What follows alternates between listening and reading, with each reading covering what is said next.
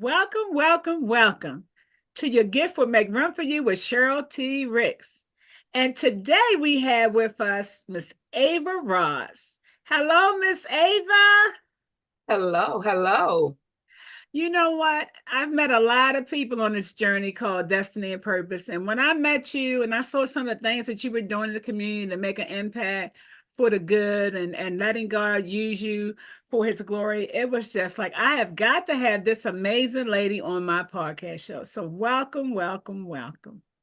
So, what we would like to do now is for you to introduce yourself and tell us some of the gift, talents, and abilities that you're using to make an impact in the community. Well, hello, everyone. My name is Ava Ross, and I am the founder and CEO of Tabla Rasa Domestic Violence. And I am considered as the domestic violence impact specialist and resource expert. We do a plethora of things. My focus is really to, as they say, to fearlessly catalyzing transformation for individuals. It is so important to help people transform from going through and being victims to overcomers. That is our biggest and most important process. And with Tabla Rasa, we help victims what we call escape, heal, rebuild, and thrive. So we do a plethora of services from helping individuals through transportation, relocation to counseling. We have also a program called Life After Trauma. We help individuals once they move and transition into their permanent housing, where we place them into where we provide them with we completely furnish their homes for one. We provide them with food within their cabinets and fill the refrigerators up. We give them Christmas if it's around Christmas time as well, where we call Christmas in a box. And they have the Christmas tree, all their decorations, and they receive their gifts as well. We want to help individuals truly ease into the process of being free from abuse and also being able to have that released off of them of that weight of what am I going to do next? What do I need to get for my house now that I didn't move? What do I need to fulfill it? How can I get the furniture that I need? Or the things that sometimes you just desire, you want to be able to go into a place and feel at peace and comfortable. And that's what we do. We help them become peaceful and comfortable in their new environment. And that way it gives them the focus to be able to concentrate on their healing process. And I constantly say that healing is not a destination, it is a continuation throughout life.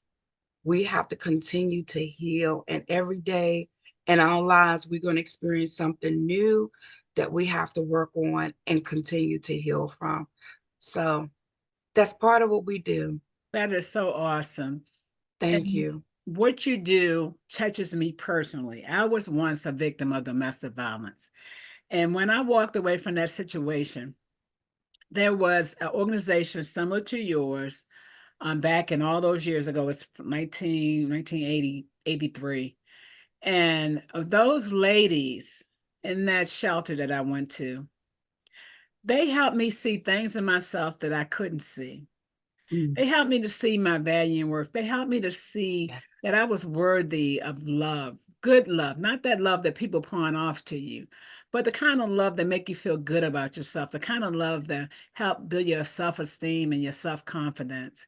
And my hat goes off to you. I celebrate you for using your gift, talents, and ability in this way to serve people that are being impacted by domestic violence and intimate partner abuse. And let me tell you, none of us do what we do just because we one day think about it. Something bring us to this kind of work. So what was it about your life or your journey or where you were or what you were exposed to that led you to this nonprofit that's helping all these amazing people start a new life? God, simply God. I did not choose this because I was an overcomer. That was not my thought of, oh, I experienced domestic violence. Let me go back and begin a nonprofit organization. That was the farthest thing from my mind, the farthest. But God told me one day, He set me down to the point I was sick. Um, I had been in the entertainment industry. I had a newspaper. I actually had an international newspaper. And that was what thought I was going to go back to doing. I was just in the process of converting my newspaper into a magazine, but that wasn't what God wanted me to do. And He told me, you're going to take everything, all the gifts, the knowledge, and the skills that you have, and you're going to start this nonprofit. And I cried because I didn't know the first thing about it. Um, I was like, what do I do? So throughout that whole time, God, He led me, He guided me. I had already had the resources that were there. You know, a lot of times we don't realize that when there's a calling, when I like to do something, that what our path is and where our destination is, we have already been given the tools to do it. We were already equipped for it. So all the information was already there.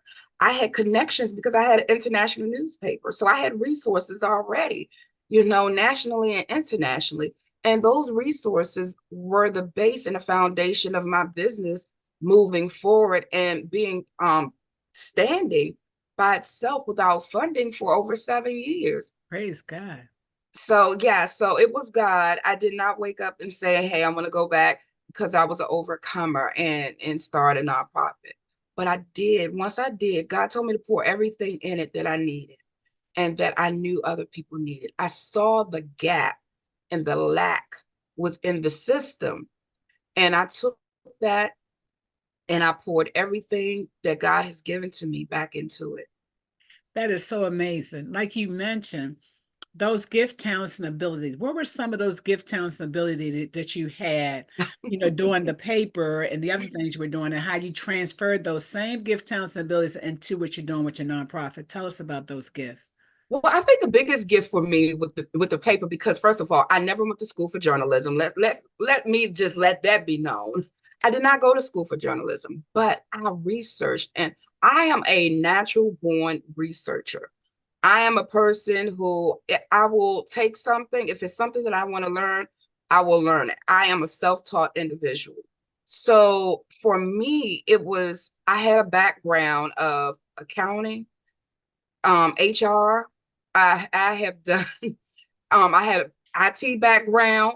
So I knew how to I was when coding, listen, I had to realize coding was what I was doing years ago, which it was only Netscape and Notepad. So we had a blank sheet of paper that we developed code from.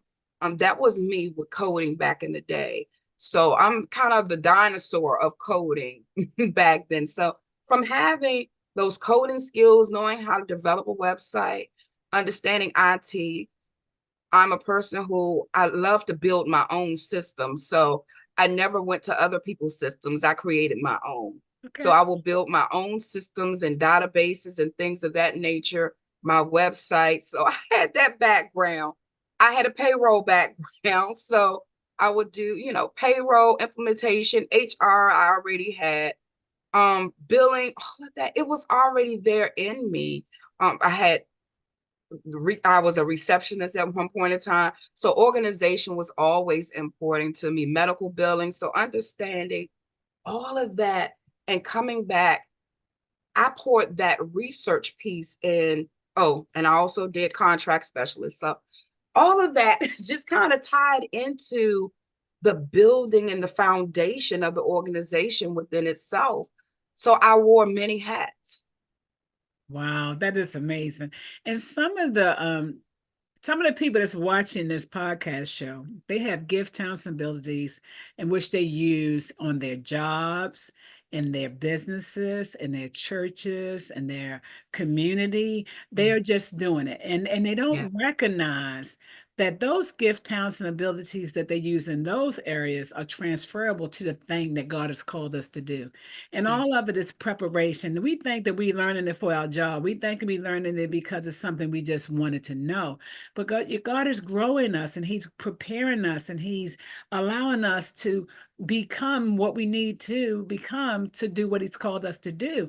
And some Yes. people don't recognize that the value that they have in their hands with these gift, talents, and abilities can make a great difference in the lives of so many people they have, they meet along the way, and also in the communities in which they live. So actually having the ability to notice and see that I have value in my hand. I can take these values that I use here and transfer them over here and don't even skip a beat. I remember when I was working as a paralegal years ago, everything that I did in my business was the same things I did on my job as a paralegal. Those Mhm. same people skills, those same collaborative partnerships that I accept, it was transferable. But some people think that if you do it one place, that's where it's got to be.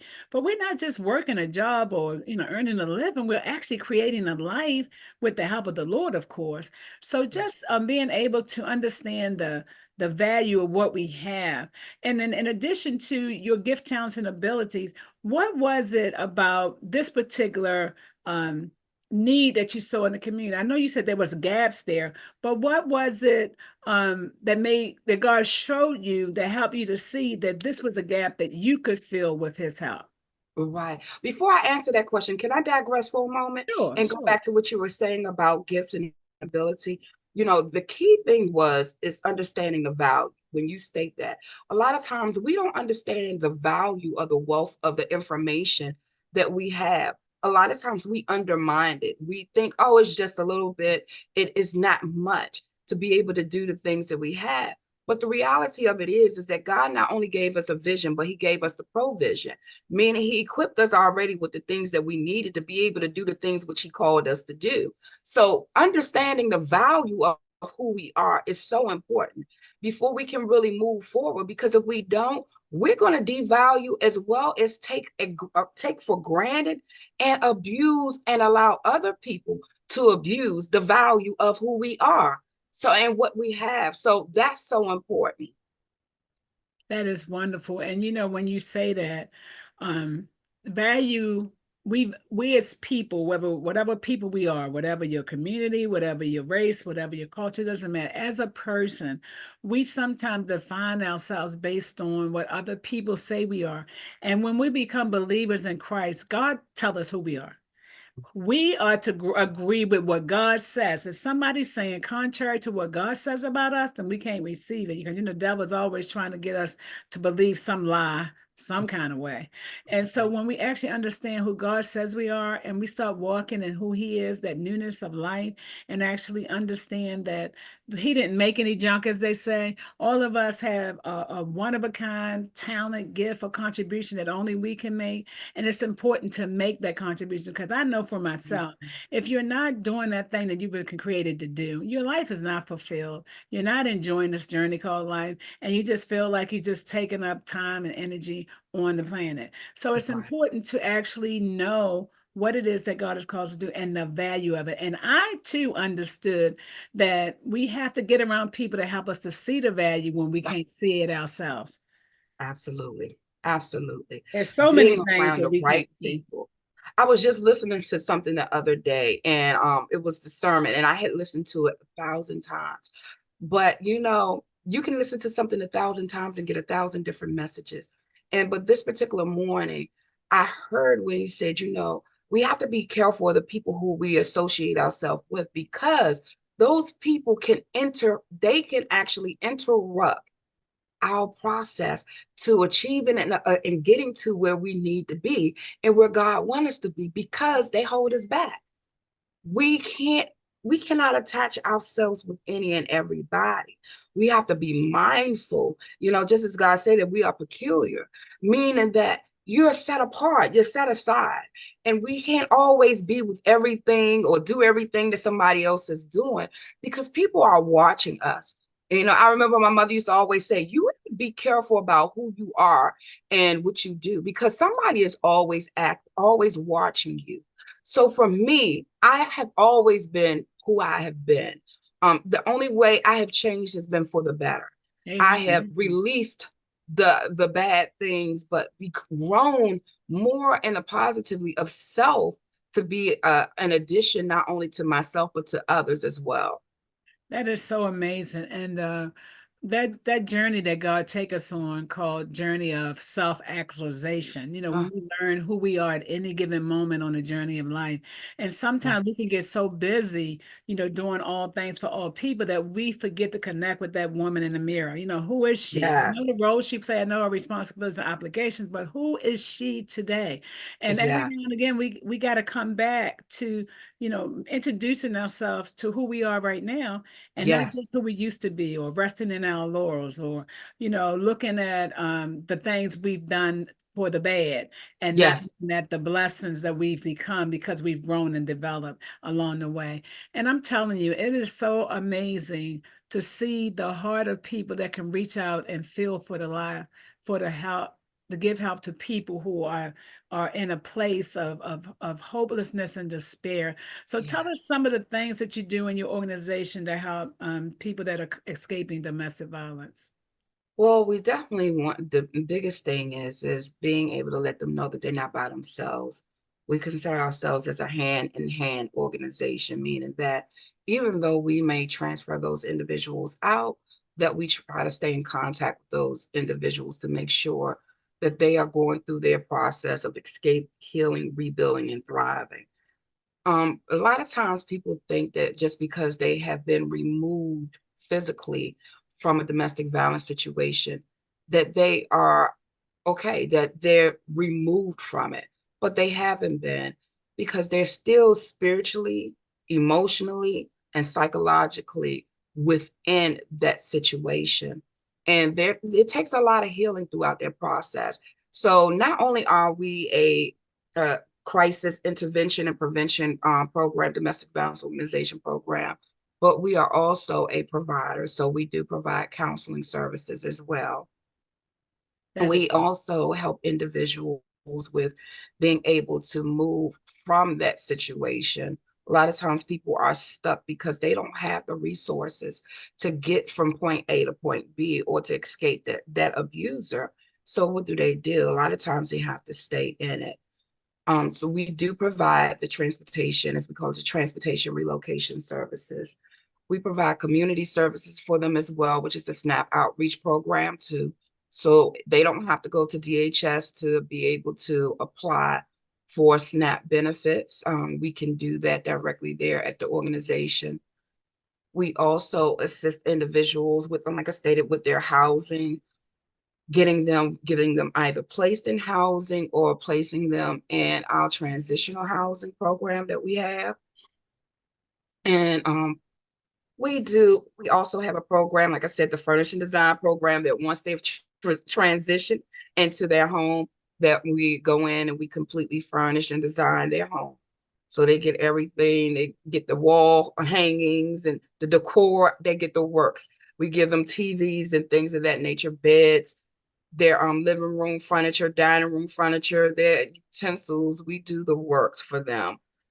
We also have a youth program, which is called Teen Speak Up. That program really helps our youth to be able to communicate and process and in their pathway to healing for through the arts. We do spoken word, singing, drama, dance, and all different types of arts for the expression, for to help them be able to understand, deal with, and teaching coping mechanisms for them through their therapist to help them be able to work through what they've experienced. Because too often children hold on and they are the forgotten victims a lot of times, too often, of domestic violence.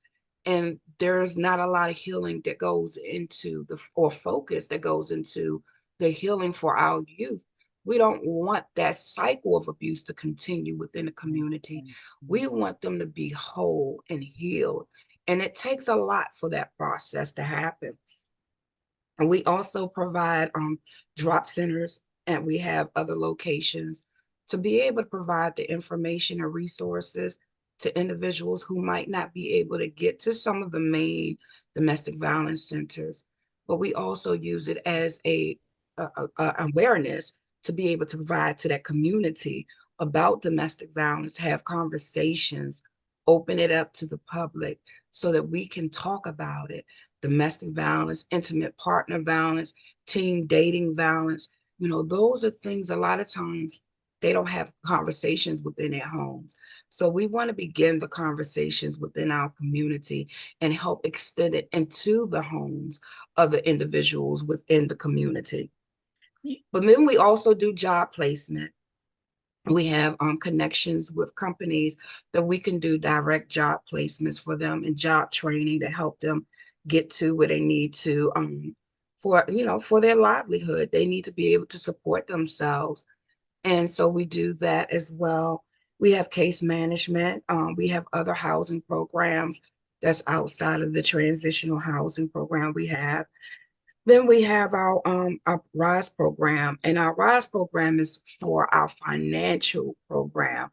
And that is an amazing program to help them really get back into the place of budgeting, education about finances. It's a lot of us, even some people who have not experienced domestic violence, who just aren't aware or have a healthy relationship when it comes to finances. So we definitely bring in and do have that conversation as well for those individuals about finances. But we also have other training courses and programs to help them be able to get back into the work environment, into the work field. That is awesome. One of the things I heard you mention was the job placement. Mhm. Some of those job placement services are training to help some of the past victims understand that they are gifts, talents, and abilities and know-hows that they have to be able to work a job. Sometimes Yes. though those persons will be in the home and taking care of the household or the kids, but then they don't really recognize that they had talents and skills that could afford them and earn them a living. And I'm witness Yes. to that too, because one of the things that I was dealing with when I got out of that environment was I had a lot of skills that I used running a household and taking care of the kids and supporting my husband, but I didn't know that I could do a job with those skills. Get back Hmm. to transferable gift, talent, and Yes. abilities. And it's like to be able to manage a household, organize, get things done in a timely manner, get the children off to school, get them up, get them at dinner, do their hair. It's so many things that we do running a household that we don't recognize that we can use them to earn a living with a job. And that Yes. is the eye opener. I know it was for me. So when they recognize that, I can do that and they can pay me, like, wow, Right. that is like really amazing. We will be back after this message.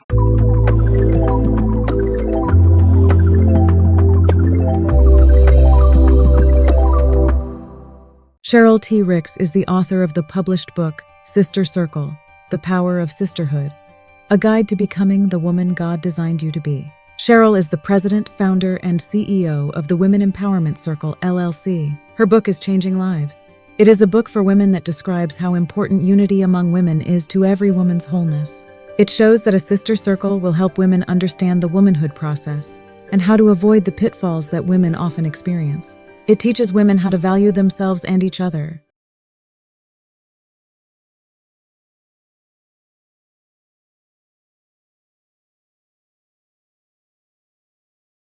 Welcome back. So one of the other things I saw, you noted was the housing piece. Now, do you have apartment complexes that you use to get them housing, or it's a transitional house that you place the people in? We have houses and we are working on some apartments now. We are also working on apartments, but definitely houses that we take and place those individuals and to provide them the escape and the services that they need. Because not only are we just placing them, but we also are providing them with the supportive services to be able to help them continue throughout their process. And that is wonderful. Also, I heard you mention that even if you're passing them off to another organization, y'all stay in touch. It's hand to hand, and you're actually making sure that they not, left alone. They still have the support of your organization. They still have Yeah. the services that you provide, even though they may be going to another community partner to help with whatever part they need. And, communities coming together where everybody have what they need to support each person in the community. And I'm all about community. I'm all about the sister circle. The women have other women that we can talk to about our journey and how we got through it and how we getting through it and how we Yeah. can go from being in this version of ourselves to a better version of ourselves. So where we wouldn't even allow ourselves to be in situations that would even say yes to a relationship like that. And it's Right. important that, women talk with other women and guys talk with other guys and kids have, conversations with other children about, what they're going through, because we all need that support. We all need people that can understand where we are and what we're going through. And that's a Yeah. very big part that you provide with your services. And that is so needed and so necessary. So again, I just want to keep commending you because, like I said, I've had the experience with different organizations, but I have never had an organization that provided the number of services and creating the wholeness for the person like your organization's doing. So, did God give you that blueprint, or how did it come about? Definitely, God gave it to me. It came about because I know when I went through, I literally my children and we moved a total of 18 times in 2 years. We went through everything. We had slept in our cars. We went through everything. So it was so much that I saw that was needed. I looked at what I needed at that time, and that's where Tabla Rasa came from because I knew I needed a fresh start. There was so much that took place. Hold that thought. Hold that thought. Because I can't stop the phone from ringing. we're gonna pick up. We'll just let that stop, and then we'll pick up right there. Okay. Okay. Okay. Now start from where you were with the 18 times. Right. So my children and I, we moved a total of 18 times in 2 years. And I know for me, with all the things that had taken place, that we needed a fresh start. So that's where Tabla Rasa came from. I didn't want to just say fresh start. So I began to look. I'm a person of words. Words, as my father say, I'm a word play. I play on words. Words have meaning. So I'm always looking for the meaning of what I'm saying. Everything I do it with purpose and meaning. So when I found Tabla Rasa, I was like, okay, that's exactly what I needed. I needed a fresh start, a blank slate, somewhere to start all over again. And so with that process, I began to look and take everything that, like I said, I saw the loopholes. I had some of my children were older children. They had just graduated when things had taken place. So they were considered not able to come into the shelter with us. My son at the time, one of my sons, he went through PTSD because of not only did he help fight his father to protect me, but he also had to go through the separation of being pulled from me and his sisters and placed somewhere else with one of his friends, but he was separated from us. So that wholeness, that unity was gone. It was there, it was not there anymore. So understanding what we need to do, you can't tear when families have already went through a traumatic state, you can't re-traumatize them again through the separation of family. Then turn around and not be able to place them or tell somebody, well, they can't come in because they're older and they're separate and they dealt like a complete person. When these children have been as a whole, as a unity, that's more effective. You are damaging them even more so now, with the trauma that they've already experienced, than to separate them. So I was like, okay, what do I need to give back? What do I need to do? The lack of resources, the things that I've watched happen within the shelter myself.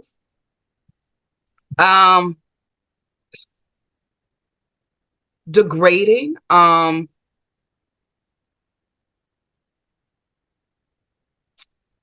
trying to find the right words for it. Um, just imagine as king when Lazarus was wanting food, piece of bread, and the king told the people to go get the stellest piece of bread in the land. This happens in some places. You can't take what was given and then give the worst of what was provided. And I think that's one of the things that bothers me, because I've never been that type of person. I've had people to shop in my homes. I'm a giving person, always have been. And whatever I had, if you wanted it, you take it. It wasn't, oh, if it's shrimp in there, you can't have the shrimp. It's, if you want shrimp, take the shrimp. You know, that's me. I don't believe in giving people the worst. You give people the best of you, as well as you will want to give them the best of what they need for them. And so that's what I wanted to do. I wanted to be able to give people the best of what they needed. And I wanted to see the smiles, the joy in people's faces when they receive the things that they receive. That is not something that you will turn around and throw away. I don't give people anything that I wouldn't give myself or my children. So I wanted to be able to give the way I give. And I've always been called nicknamed Love. So, and that's where Ava Love comes in at. Is that I like loving on people. I like to see people smiling, happy. And I love to give, to just, and it doesn't always have to be about a physical or a financial giving, any material things of that nature. But sometimes we just give people the time, the patience, the love, the ear to hear them, the ability to just be there. Those things are things that you just can't pay. You can't buy, you know, but those are the things that so many people need this day in life, to be able to help them with that process. So that's where I go. That's my process, is to give people the love that they need and the trueness, the genuineness of it. And the thing that gets me, that beats my heart a lot of times, is that because we just started with our going after funding, there's a lot of what we do that sometimes we can't do for everybody. And that breaks my heart. So we've been trying to push even more now for funding and going after funding, because I don't want to see those individuals going other places and not getting the things that they need. I want to see them happy. I want to see them succeed, you know, and it's not about seeing somebody going before me and not getting what they want, but I want them to get everything that they need, everything that they deserve.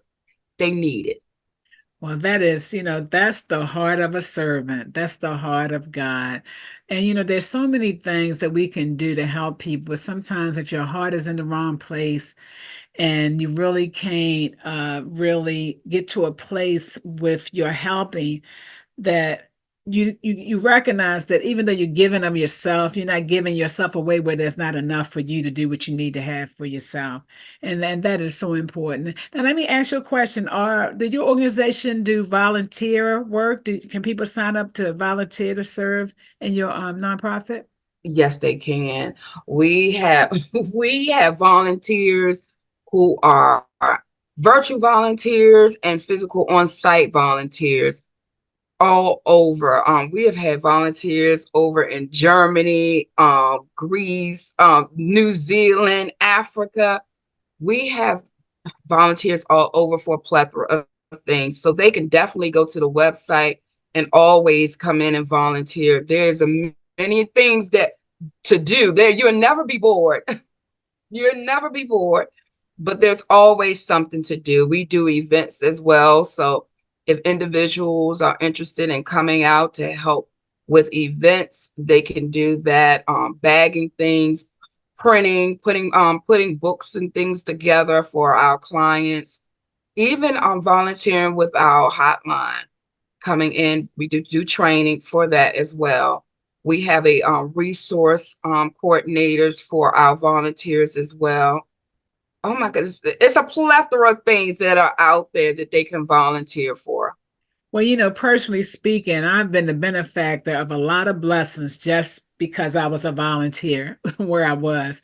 And actually, I believe that every person, whether you work in a job, whether you're retired, or whether you're on disability, whether you're on social services, whatever your limitation may be, if every person will give at least 2 hours once a week to a nonprofit that supports something that's dear to their heart, all the things that the community need, they would receive. Yeah. It's when we keep that to ourselves and we sit around watching TV all day or getting in havoc, you know, just causing all Yeah. kinds of issues. If we would just go somewhere and serve for at least 2 hours a week. You know, that deems the scripture when he say your gift shall make room enough for you, right? And most definitely they will. They most definitely will.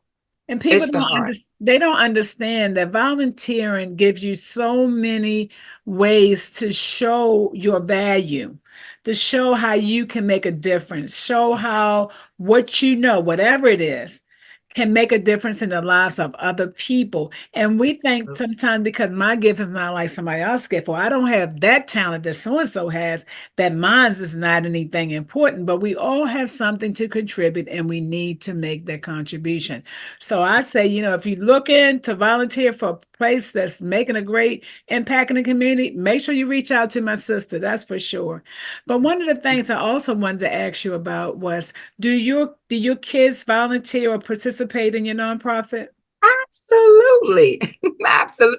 Those are my little executives. Let me tell you. When we go out, those babies are ready. Those babies know how to pack some bags. They know how to pack the car. They know how to get ready. When we are out at events, people are amazed. Other people are like, oh my goodness, those kids are such good workers and they love helping. They have a heart of giving. So, you know, the one thing we have to remember is that everybody is not meant to be a giver.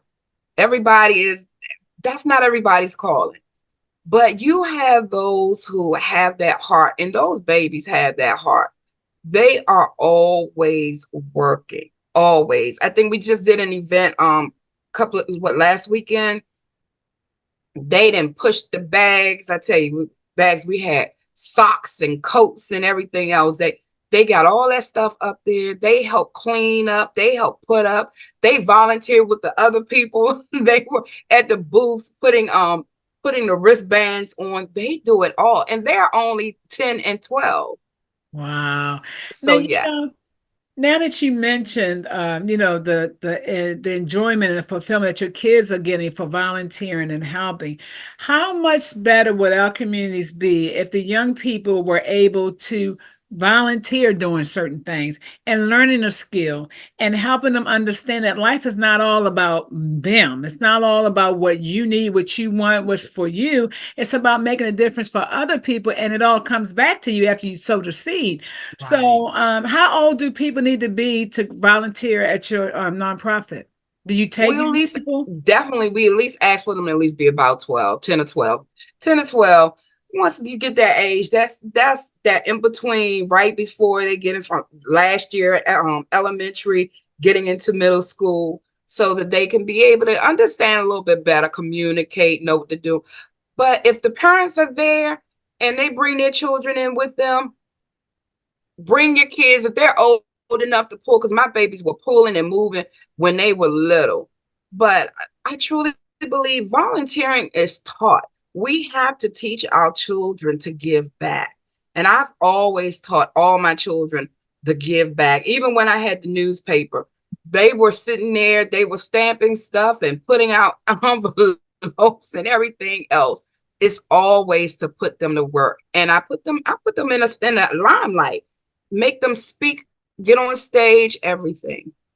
Now, you know what? Now, that's what I call a village coming together to grow a child. Because if you let children know what they're capable of, sometimes just let them try. They may not be able to do everything that you do, but there are some things that they can do to add value and to make a difference.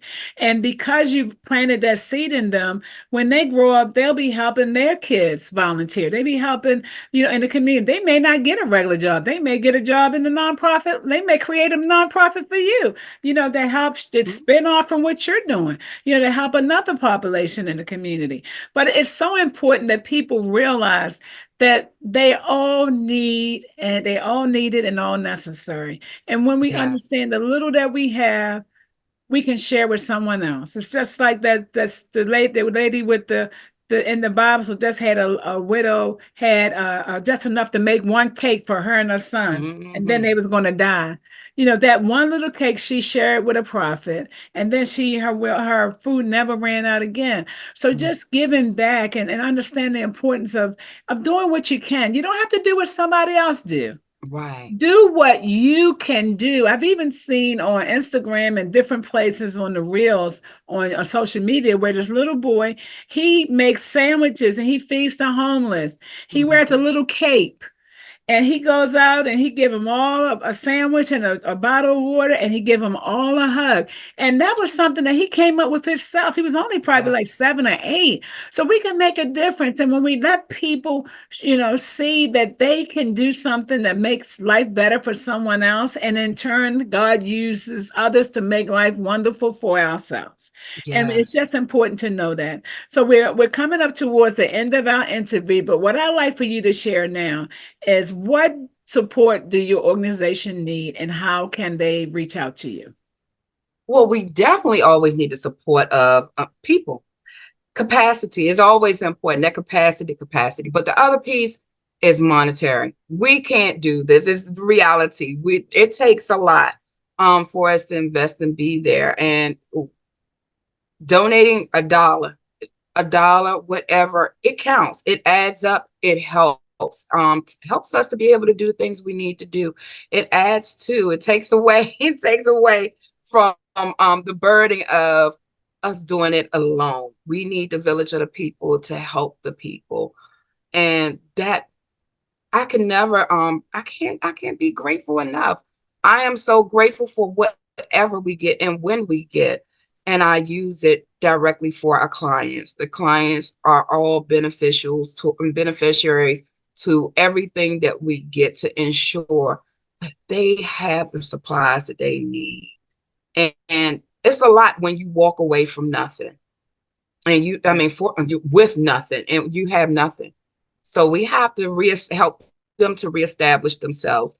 And we don't want to give them the things that aren't pleasing and expecting. We want to help boost their morale. We want to have them to have some decent clothing, decent shoes, coats, things of that nature, be able to eat, live, and begin to move forward. So everything we do a lot is through donations. Yeah. So we ask, have a heart to give, whatever and however you see fit. We are grateful. Well, one of the things that's been touching my heart is that there are so many nonprofits, especially ones that's not really big, where they have all this funding just get flooded into them. There are a lot of organizations like yourself that's making a great difference in the community. However, people don't understand that when you're giving your money to United Way and all these other places, give to some of the smaller organizations that's making a great impact. Then they can make a greater impact with your financial support and also the other ways that you support what they do. One of Yes. the things that I was wondering about, do y'all have like a wish list on your website where, we need, so many socks, so many coats, so many, Yes. where people can say, well, I can't get all that, but I can buy, 2 coats, or I can buy 20 pairs of socks. You do have Yeah. a wish list? Tell us We about the do wish have a list. wish list online. They can go to the wish list online. We have one on Amazon and one on what is that? Walmart. There's a Walmart wish list as well. And then we do have just our regular list of things too that they can pull from and they can send it. And we are more than excited to receive whatever they can do. Some people like sending packages. We had one sorority group that they made some hygiene packages for us to give to our clients, because they can never have enough of that. Underwear, bras, things like that. When people don't think about lotions, the hair products for the young ladies, especially the African American children, that definitely need more of those hair balls, hair ties, things of that nature to be able to assist them. That is so wonderful. And one of the other things that I would like to do myself, when I see nonprofits like yourself doing what you do and making the impact that you're making, I want to talk to family and friends. Like, you know what? Can you commit to doing $25 every month? If I can get maybe like 50 people to donate $20 each month to a nonprofit. You don't have just $20. $20, we spend more than that in McDonald's. We spend more than that, getting our nails done. So Yeah. just, to give back, to know that even though they may physically not be physically able to go do what you do, but they can help you do what you do financially or Yeah. volunteering. So we don't have to give hundreds. Just Right. commit to $20 a month. Can you just go on the website, $20, just every month, $20 on the Yeah. every month, $20, $25, $50, whatever. So I think if we could like get with our network and say, you know what, I saw this wonderful organization is making a difference with this population. I would like to put some people together where we are committed to making a donation for on this amount, each one of us every month. And we'll call each other. Don't forget, make a donation this month. Did you do it yet? Oh, you didn't make it that paycheck? Do it the next paycheck. And if we would do that as a community, to just get like 20 of us, 30 of us, just reach out to your Yes. network and say, this is the organization that I want us to support. And then just like our tithes and offerings, we give God's house money so he can get the word out and make the impact in the community that God wants to make through us. So we have to learn to be creative when we are making supportive financial blessings to nonprofits like yours. So as you're watching this nonprofit, just know that in a minute, I'm going to get her website information and just go on there, commit to something, whatever it is for you. And then get with some of your friends, some of your relatives and say, you know what, together we can make a great difference. I can only do a little by myself, but if it's 20, we come 20 strong, 30 strong, 50 strong, we can make a great impact. So let us not try to do it all ourselves and say, well, I don't have the ability to make a big donation. Get some of your family and friends together and commit to making a donation to an organization that's doing some great things for people in the community. And before we go, I would just love for you to share, how can people connect with you, your website, your phone number, your social media? Absolutely. You can find us. You can go to, we use www.escapedvnow.com. And it'll dump you, that is our media site, because that'll take you directly to Tabula Rasa, because a lot of times people are like, what? Tabula what? How you spell that again? So you can go to www.escapedvnow.com, and that'll take you right to the site. You can reach us on social media at Tabula Rasa DV, and that's TABULARASA,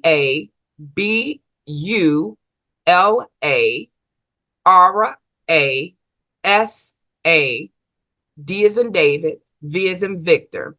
So that is on Facebook, that is at LinkedIn, that is at Instagram, that is on TikTok, all of them. So just Tabula Rasa DV, and that's where you can find us on Instagram, and all the other social media. Well, I just want to thank you for coming and sharing how God is using your gift, talents, and ability to serve the community that you do. And let me know, like this show says, your gift will make room for you. And the scripture says your gift will make room for you and bring you before great men. There's a lot of people that's going to see this video. one day they're going to see this podcast video and they're going to say, you know what? I remember that lady, she was doing all these things to give all these wraparound services to people that, that's a real dear space in my heart. I want to help her do what she's doing to help these amazing people. And so many of us, even if we weren't victims of domestic violence, we know somebody that was or someone that is. And they're like, oh, wow, when I support what she's doing, I'm helping that loved one. I'm helping that friend who got to find a way to get out of that situation or put their life back together and have a new start. They're going to need to reach out to you and say, how can I help my loved one? How can I help my friend? How can I help my neighbor? How can I help my family member? I don't know what to do. How can I help? Oh, I can help them by helping you help them. And that's all that we need to remember when we see wonderful organizations doing what you do. So like I always say, keep doing what you're doing because God is well pleased with you. So take care. God bless.